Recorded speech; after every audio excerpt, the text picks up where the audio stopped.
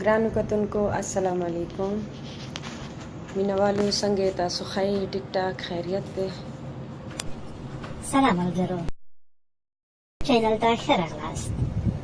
ملګرو دلته به تاسو له هغو خبرو خبر شئ چې هېڅ به مو په فکر کې نه وي موږ په داسې خلکو باندې چې هغه به ستاسو په فکر ډېر ښه انسانان وي دا ځل زموږ کلیک په نزیه اقبال باندې دی تاسو به خبر وایئ چې څه موده وړاندې نزیه اقبال په دوو لوڼو باندې خپل ماما جنسي تېری کړی و او ماما یې هم نیول شوی خو تر اوسه یې معلومات نه کېږي چې هغه ګناهګار یا بې ګناه دی خو له دې به نه وای خبر چې 14 کلنۍ کې په نزیه اقبال باندې څه شوي له هغې به مو اوس خبر کړو خو د هغې مخکې دغه کوچنی کلیپ وګورئ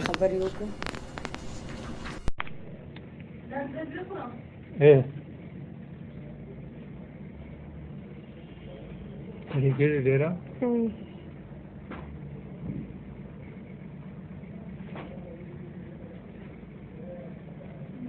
Shar में लगे वाले shar में संग लगे मेरे तो shar ना वांटे तो सरो तांबूले कई ना तो सरो जा गाड़ी को आता है دا څه کوي راځي ته ښه ملګرو په فکر کې مو څه راغله ښه زه به درته ووایم له ثبوت سره نزیه اقبال یو پټ صوتي ریکارډ کې ویلې چې دا کله 14 کلو وه نو له خپلې مور سره د ماماګانو کره تللې وه د یو 4 شپې هلته تېرې کړې وې نو په 5مه شپه یې د ماما ښځه د اولاد باندې مریضه شوه نو هسپتال ته یې وړه نو کور کې یو ماما هم ورسره پاتې و چې نوم یې رضوان علي یاد کړو چې کله نیمه شپه شوه هغه زما کټ ته راغی اول یې توپنچه زما پر سر کېښوده وروسته یې ویل چې کور کې هېڅوک نشته که څه هغه څه دې وکړل په د سر دې ولم او کورنۍ غړو ته به ووایم چې غله راغلی و نو په دې وخت کې زه ډار واخیستم له ډار مې څه ونه شو ویلی نو په دغې وخت کې مې ماما لاسونه زما پر سینو ته راوړل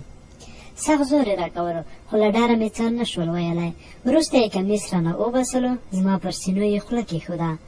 اول سر یې خوند نه کولو وروسته یې چې زما